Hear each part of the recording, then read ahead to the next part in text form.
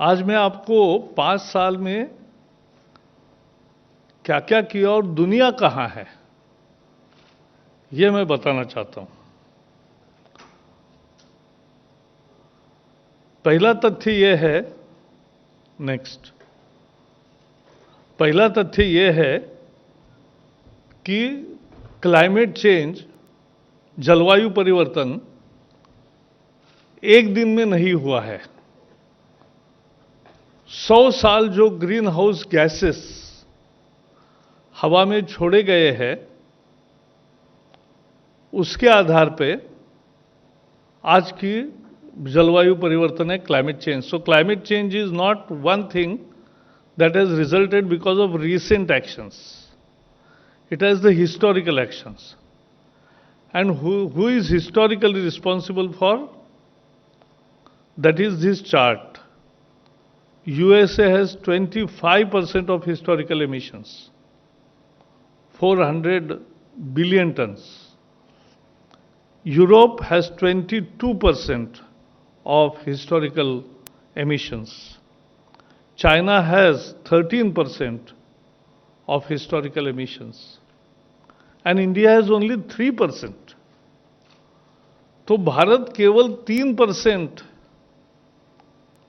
Historical, जिसके कारण आज क्लाइमेट चेंज हुआ है, उसमें भारत का योगदान केवल 3% है। तो इस समस्या को भारत जिम्मेवार नहीं है, लेकिन फिर भी एक जिम्मेदार देश के नाते हम इसका जो उपाय करना है उसमें शामिल हुए हैं। नेक्स्ट, हाँ, यह भी हमें समझना चाहिए कि आज की स्थिति क्या है, आज का पोल्यूशन क्या है, आज का पोल्यूशन नहीं, एमिशन की स्टेटस क्या है। तो आज भी यूनाइटेड स्टेट्स का 15.5% है, 15.52%. No, tons per capita. Tons per capita is 15 tons per capita that is there, and percentage is 13.5%. China का टोटल परसेंटेज में 30% है और पर कैपिटा में 8 टन है, लेकिन भारत का, यूरोप का 8.7% है, यानी पर कैपिटा 6.47 है, लेकिन भारत केवल 6.8% हमारा कंट्रीब्यूशन आज के दिन में है in the emissions, and per capita is 1.9.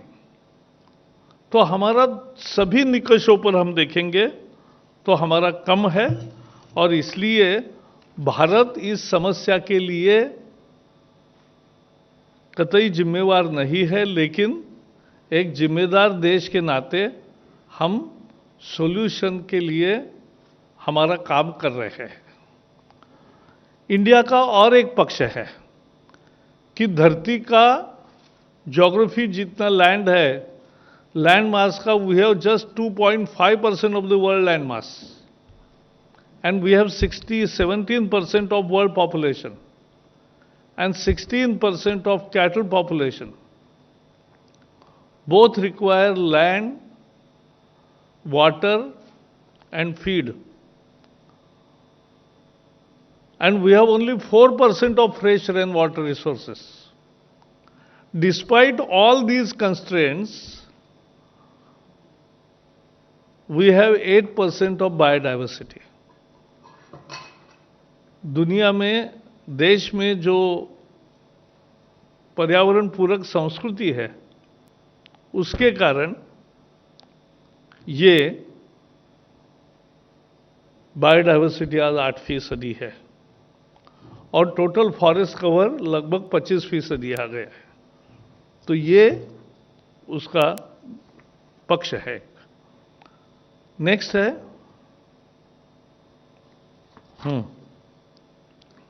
जो हमने एनडीसीज लिए, nationally determined contributions, Paris agreement में 5 साल पहले 12 तारीख को हमने जो मंजूर किया था वो क्या था?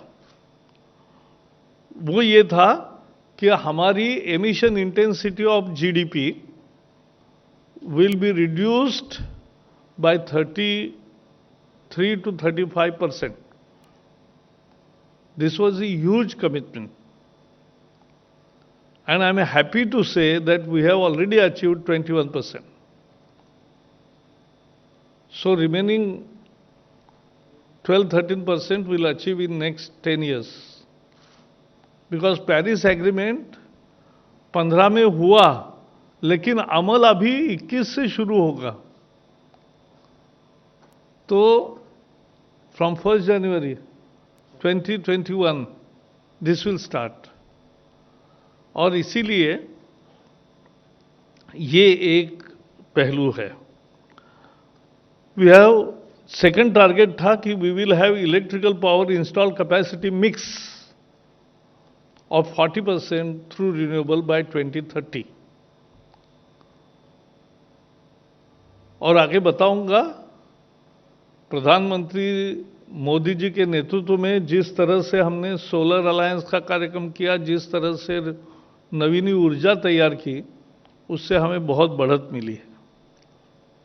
फिर तीसरा हमारा टारगेट था कि हम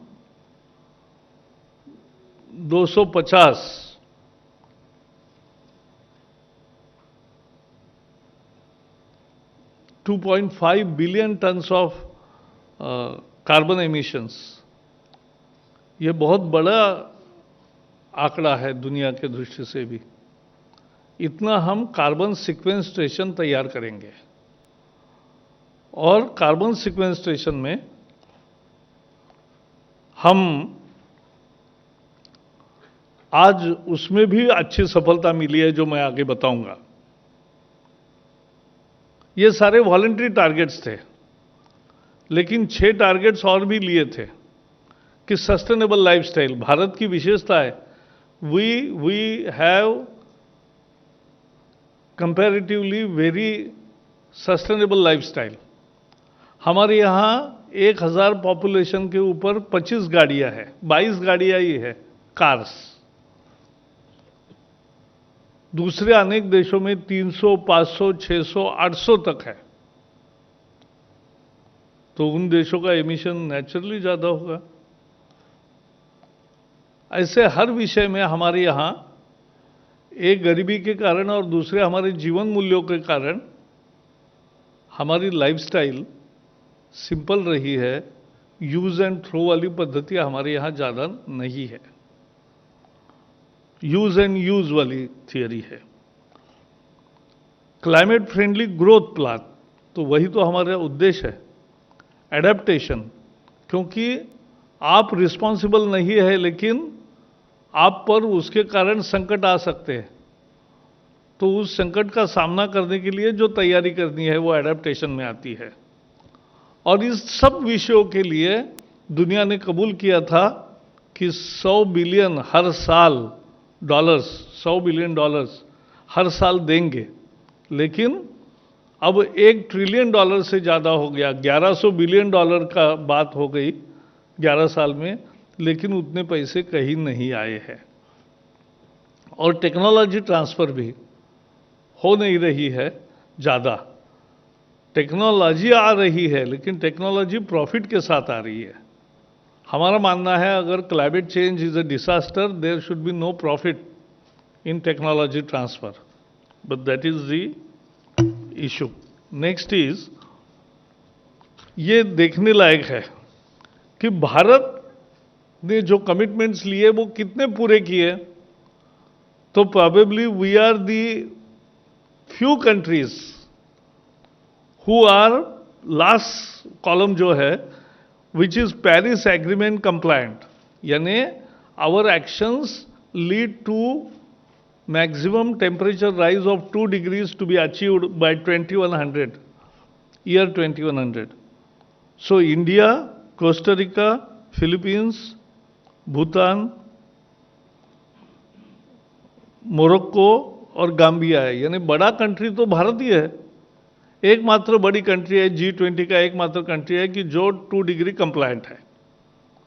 जिनका कम है उसमें यूरोप है, कनाडा है, ऑस्ट्रेलिया है, नॉर्वे है, स्विट्जरलैंड है, ब्राज़ील है, मेक्सिको है, पेरू है, न्यूजीलैंड है, बहुत सारे देश हैं। और जिनका बहुत ही ज़्यादा है कि 4 डिग्री बढ़ेगा जिसके कारण जलवायु परिवर्तन में, वो है China, Japan, Indonesia, South Africa, UAE, Chile, बाकी बहुत सारे देश हैं। वो आपको हम दिखाएंगे बाद में। नेक्स्ट, ये बहुत इंपॉर्टेंट इशू है एक, कि 4 रिपोर्ट्स आए हैं। चारों रिपोर्ट्स ने कहा, पहला रिपोर्ट है climate transparency report 2020, and that has given that India is the only G20 country to meet its commitments. तो जो हमारे कमिटमेंट है वो सीधे तरीके से ओनली 20% हम G20 के में केवल एक देश है कि जो इसने किया, इसका ये सर्टिफिकेट है। दूसरा है क्लाइमेट एक्शन ट्रैकर। इन्होंने कहा है कि जैसा मैंने अभी दिखाया कि 2 degree compliant, we are the one of the few countries which are on target and which their implementation of NDCs is on 2 degree compliant। नीचे है यूनेप का परसों ही रिपोर्ट आया है, United Nation Environment Programme, UNEP. तो UNEP का emission gap report आया है। उस एमिशन रिपोर्ट में रखा है कि एमिशन ग्रोथ भारत में बहुत कम है और पहले जितनी होती थी कम है, क्योंकि हमारे एमिशन इंटेंसिटी रिड्यूस हुई है। हमने क्लीन एक्शंस लिए हैं, हमने कार्बन सिक्वेंस्ट्रेशन तैयार किया है, इसलिए हमारे कम हुए हैं। ये यूनेप का रिपोर्ट भी बताता है। फिर चौथा रिपोर्ट है क्लाइमेट चेंज परफॉर्मेंस इंडेक्स, और उसमें भी India is among 10 high performers rated very high of their well below 2 degree compliance. तो ये भारत ने काम करके दिखाया है। तो वी आर, कितने हम जिम्मेवारी से काम करते हैं, though we are not responsible for the climate change. ये हमें समझने की बार बार मैं बता रहा हूं। नेक्स्ट, ये देखने लायक है कि हमने एक्शन कैसे किए। इसका दूसरा चार्ट है ये। इंडिया 2 डिग्री कंप्लायंट है। अगले जो 4-5 देश है, चिली, नॉर्वे, ऑस्ट्रेलिया, न्यूजीलैंड और यूके, ये 3 डिग्री कंप्लायंट है, यानी 3 डिग्री उनके एक्शन के कारण टेम्परेचर में राइज होगा। और जो हाईली इनसफिशिएंट है वो है जापान, रशिया, जर्मन और यूएसए।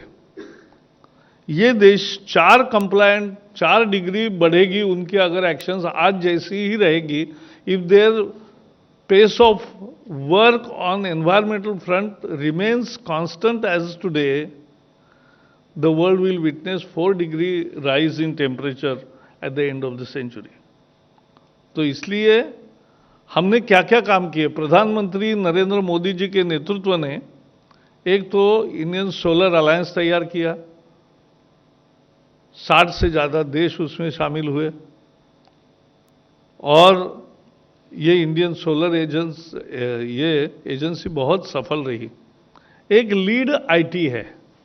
लीड आईटी का मतलब है कि इंडस्ट्री एंड ट्रेड का हम लीडरशिप कर रहे हैं, स्वीडन और भारत, और भारत के और बाकी दुनिया के इंडस्ट्रीज को बुला के भाई वो कैसे 2 डिग्री कंप्लायंट होंगे, उसकी चर्चा हम करते हैं कि उनका प्लान क्या है और कैसे आगे बढ़ना चाहिए। मिशन इनोवेशन, ये भी प्रधानमंत्री ने न्यूयॉर्क में लॉन्च किया था और आज उसके 24 देश है। फिर यहाँ जो COP14 हुआ,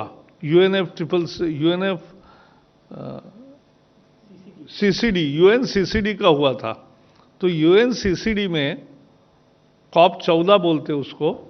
तो उसमें हमने 2,60,00,000 हेक्टर भूमि रिस्टोर, जो डिग्रेडेड हुई है, उसको दुरुस्त करने का संकल्प किया है और उसमें से अच्छी खासी हमारी उपलब्धि भी है। और चौथा एक्शन है CDRI, coalition of disaster resistant infrastructure. ये बहुत, प्रधानमंत्री जी की ये चारों पहल, दुनिया ने उसका स्वागत भी किया, सहभागी भी हुए।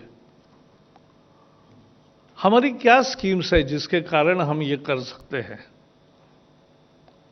तो हमारा national action plan on climate change है, how we will mitigate our challenges and how we will achieve our NDCs। दूसरा नेशनल क्लीन एयर प्रोग्राम है। प्रधानमंत्री नरेंद्र मोदी जी ने 15 अगस्त के दिन में लाल किले से ये बताया था कि 100 शहरों में आने वाले 4-5 साल में हवा के रुख में बदलाव लाएंगे, हवा के स्थिति में बदलाव लाएंगे, अच्छी करेंगे।